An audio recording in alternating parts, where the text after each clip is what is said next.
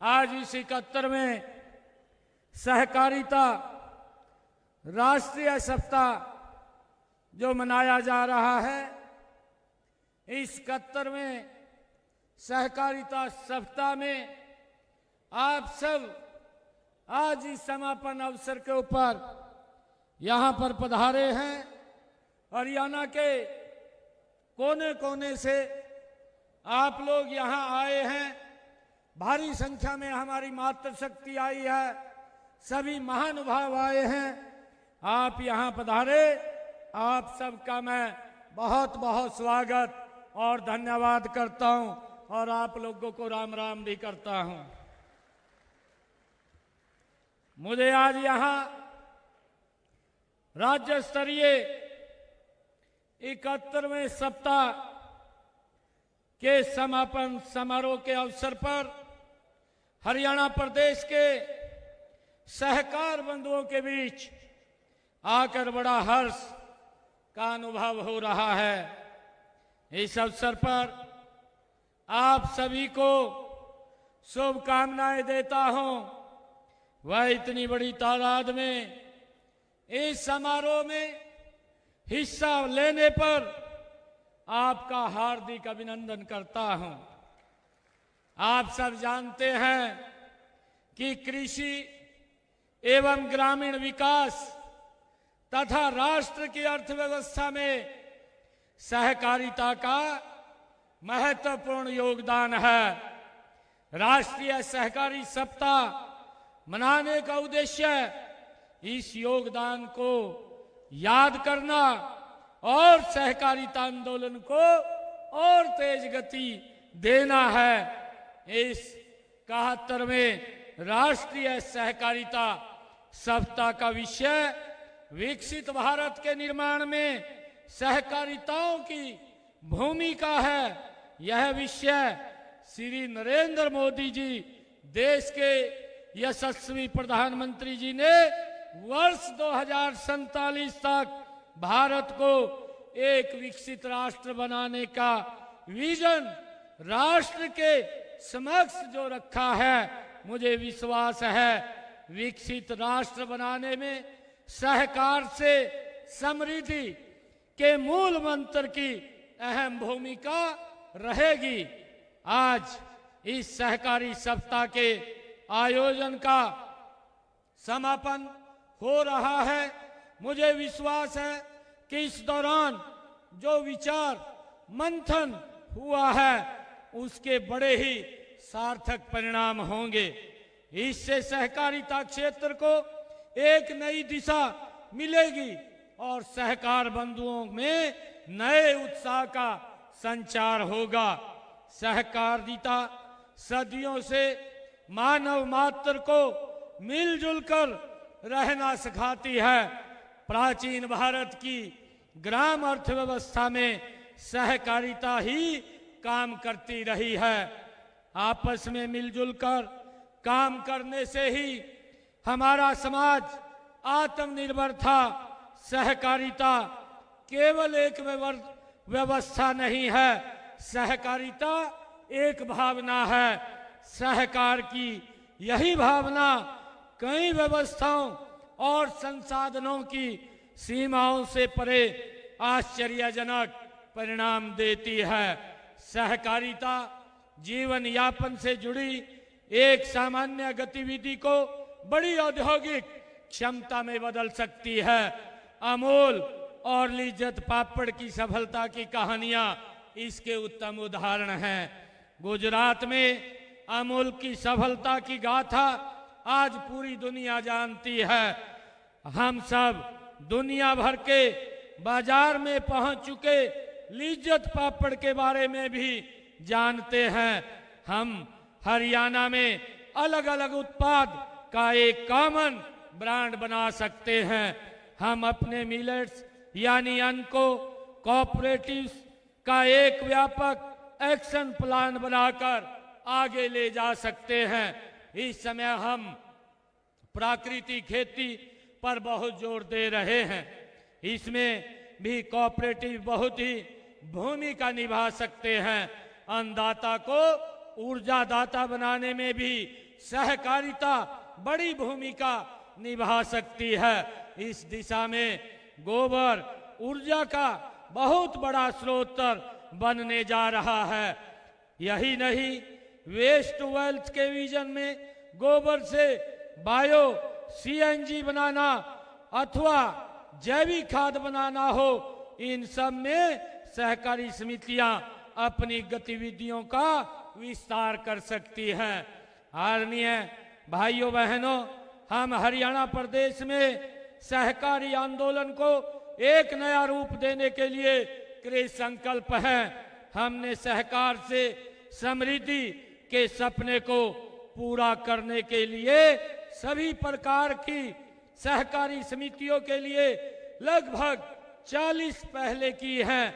बड़ी खुशी की बात है कि हरियाणा में भी सभी 19 जिला केंद्रीय सहकारी बैंकों द्वारा प्रदेश भर में 7 लाख से अधिक किसानों को रुपए किसान क्रेडिट कार्ड जारी किए जा चुके हैं।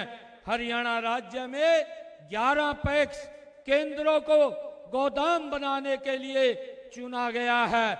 हमने देसी गायों की मिनी डेयरी योजना भी शुरू की है।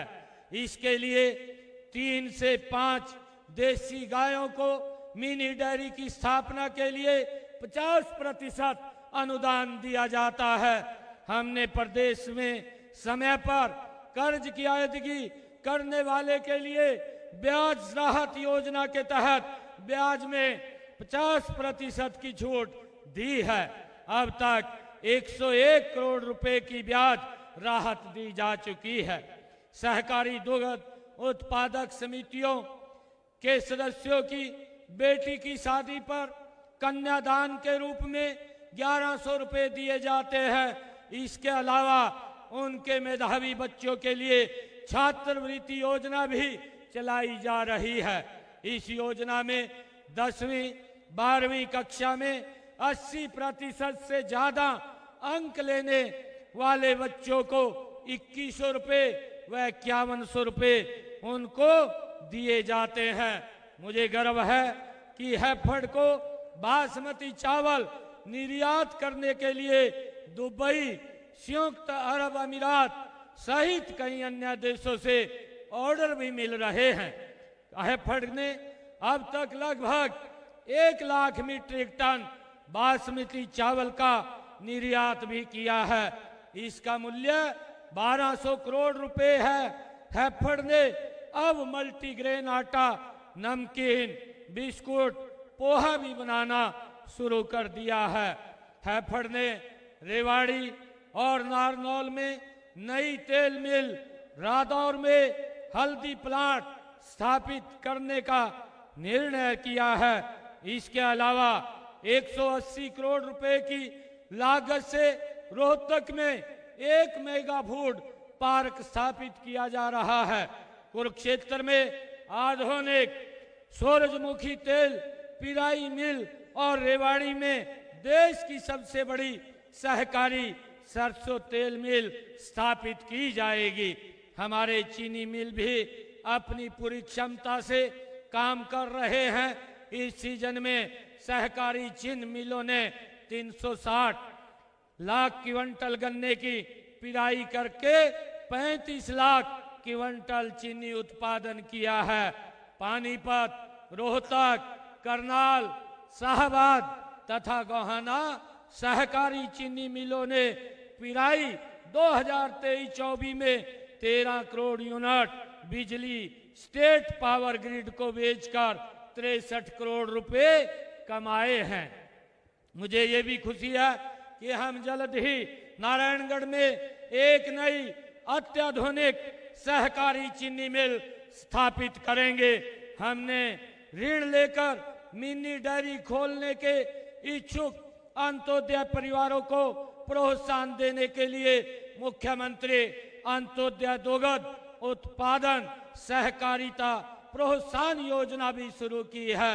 इसे परिवार जब मिल्क यूनियन में दूध बेचते हैं उन्हें प्रति लीटर 10 रुपए ज्यादा दिए जाते हैं।